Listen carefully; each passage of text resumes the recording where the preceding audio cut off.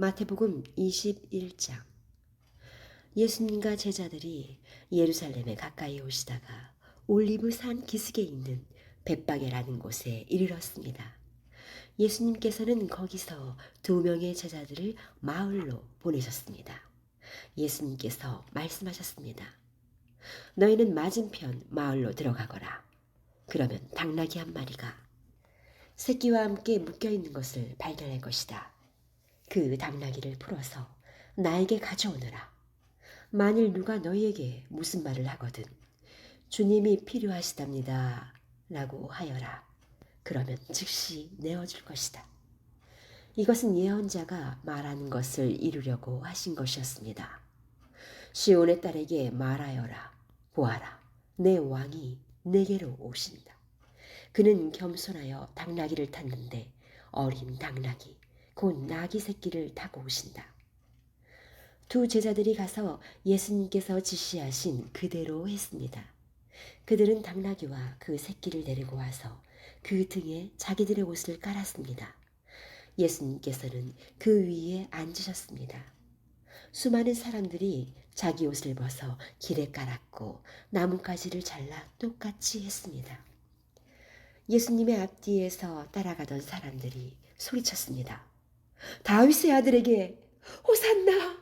주님의 이름으로 오시는 분이 복되도다. 높은 곳에서 호산나! 예수님께서 예루살렘으로 들어가셨을 때 온 도시는 흥분으로 가득 찼습니다. 사람들이 물었습니다. 이 사람이 누구냐? 사람들이 대답했습니다. 이 사람은 갈릴리 나사렛 출신의 예수라는 예언자입니다. 예수님께서 성전에 들어가셨습니다. 예수님께서는 성전에서 사고 파는 사람들을 모두 내쫓으시며 돈 바꾸어주는 사람들의 책상과 비둘기 파는 사람들의 의자를 둘러엎으셨습니다. 그리고 사람들에게 말씀하셨습니다. 내 집은 기도하는 집이라 불릴 것이다 라고 성경에 기록되어 있는데 너희는 오히려 강도들의 소굴로 바꾸어 버렸다.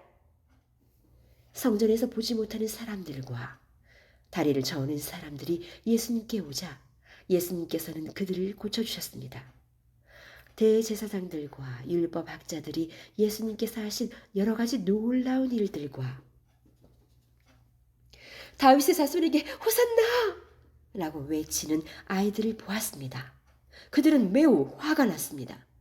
그래서 예수님께 말했습니다. 이 어린이들이 말하는 것이 들리십니까? 예수님께서 대답하셨습니다. 그렇다. 너희는 성경에서 읽지 못하였느냐? 어린이와 젖먹이들의 입으로 찬양을 준비하셨다. 예수님께서 그곳을 떠나 베단이라는 마을로 가셔서 거기서 밤을 보내셨습니다. 아침이 되어 예수님께서 예루살렘으로 돌아오실 때 몹시 시장하셨습니다. 마침 길 옆에 있는 무화과 나무 한 그루를 보시고 나무 곁으로 다가가셨습니다. 그러나 그 나무에는 잎사귀만 있을 뿐 열매는 보이지 않았습니다. 예수님께서 그 나무를 향해 말씀하셨습니다. 다시는 네가 열매를 맺지 못할 것이다. 그러자 즉시 나무가 말라버렸습니다. 이것을 본 제자들이 놀라서 물었습니다. 어떻게 무화과 나무가 그렇게 빨리 말라버렸습니까? 예수님께서 제자들에게 대답하셨습니다. 내가 너희들에게 진정으로 말한다. 너희가 만일 의심하지 않고 믿기만 한다면 내가 이 나무에게 한 것을 너희도 할 수 있다. 그뿐 아니라 이 산더러 산아 들려서 바다에 떨어져라 하고 말하면 이건 역시 그대로 될 것이다. 너희가 믿고 기도로 구하는 것은 모두 받을 것이다. 예수님께서 성전에 오셔서 가르치실 때 대제사장과 백성의 장로들이 와서 물었습니다. 당신은 무슨 권한으로 이런 일을 하는 것이오? 누가 당신에게 이런 권한을 주셨소? 예수님께서 이들에게 대답하셨습니다. 나도 너희들에게 한 가지를 묻겠다. 만일 나에게 대답하면 내가 무슨 권한으로 이런 일을 하는지 말해주겠다. 요한의 세례가 하늘로부터 온 것이냐 아니면 사람에게서 온 것이냐? 제사장들과 장로들이 서로 의논을 하였습니다. 만일 우리가 하늘로부터 왔다고 하면 그러면 어째서 너희는 요한을 믿지 않느냐? 라고 말할 것이고, 그렇다고 사람에게서 왔다고 하자니 백성들이 두렵구나. 왜냐하면 모든 백성들이 그를 예언자라고 믿고 있기 때문이다. 그래서 그들은 예수님께 대답했습니다. 우리는 알지 못하오. 그러자 예수님께서 말씀하셨습니다. 그러면 나도 너희에게 내가 어떤 권한으로 이런 일을 하는지 말하지 않겠다. 너희는 어떻게 생각하느냐? 어떤 사람에게 두 아들이 있었다. 그가 첫째 아들에게 가서 말했다. 아들아, 오늘은 포도밭에 가서 일해라. 그 아들은 싫습니다. 라고 대답했다. 그러나 나중에 마음을 바꾸고 포도밭으로 갔다. 이번에는 둘째 아들에게 가서 아까와 똑같이 말했다. 둘째 아들은 대답했다. 예, 그렇게 하겠습니다. 그러나 실제로는 가지 않았다. 두 아들 가운데서 누가 아버지의 뜻대로 행했느냐? 그들이 대답했습니다. 첫째 아들입니다. 예수님께서 그들에게 말씀하셨습니다. 내가 너희에게 진정으로 말한다. 세리와 장녀들이 너희보다 먼저 하나님의 나라에 들어갈 것이다. 요한이 올바른 길로 너희에게 왔으나 너희는 그를 믿지 않았다. 그러나 세리와 창녀들은 그를 믿었다.